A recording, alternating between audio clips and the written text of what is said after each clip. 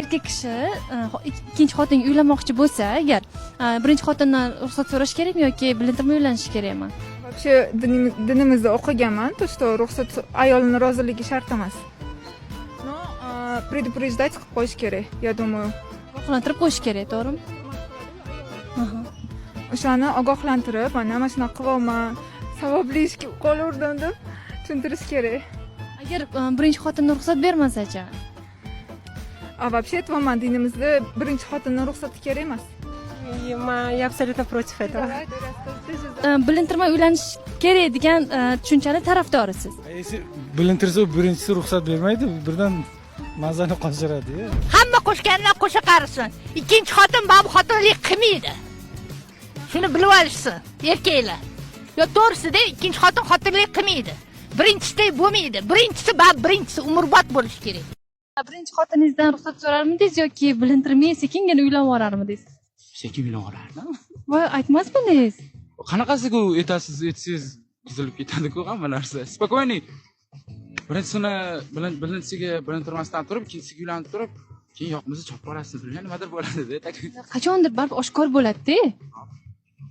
To'g'risini aytsam, umuman qilmagan bo'lardim bu ish.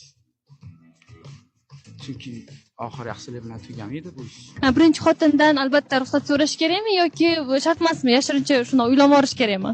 Yo'q, albatta so'rash kerak. O'zini hurmat qilgan inson hech qachon yashirincha ish qilmaydi. O'zini hurmat qilgan xotin hech qachon nima deydi? Yana bir kishi zaxirada turishini bilmadim, o'ziga lozim deb topmaydi. Shuning uchun har doim erkak kishi, ayol kishi bir-birini haqida qanaqa fikrda bo'lsa yoki bir-birini qoniqtirmaydigan holatlarda albatta bir-biriga to'g'ri aytib va uni ikkinchi tomon to'g'ri qabul qilishi kerak.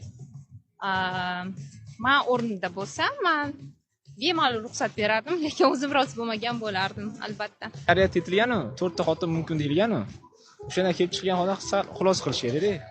Ya'ni bu to'g'ri bo'ladi yoki noto'g'ri bo'ladi. O'zi o'ylash manfaatli bo'ladi yoki yo'qmi? Shu narsa o'ylab ko'rish kerak, masala yopib bo'ladi deb o'ylayman. Shunaqa yo'l tutgan bo'lardingiz, to'g'rimi? Ya endi men imkon qadar birinchi xotinim ushlashga harakat qilardim-da. Chunki birinchisi baribir boshqacha. So'rab olsa yaxshi. Endi olishga ham har xili bor-da. Endi birinchisini ikkinchisini olib, birinchisi xafa bo'lib qolsa bu bo'lmaydi. Bu yigitlik ishi emas-da u. Agar ikkinchisini olsa, u ikkinchisi haqiqatan qiynalib qolgan bo'lsa, u yaxshi. Savob uchun, to'g'rimi? Savob uchun bu. U havaslik, ko'zam kirsinga emas. Shu uchun olaydim men.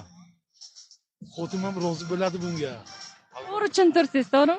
Rozi bo'ladi u. Rozi bo'ladi. Shu niyatiga yaxshi ayol chiqsa, albatta yordam berib olaman. Yoshim 52 da. Hali biz bola.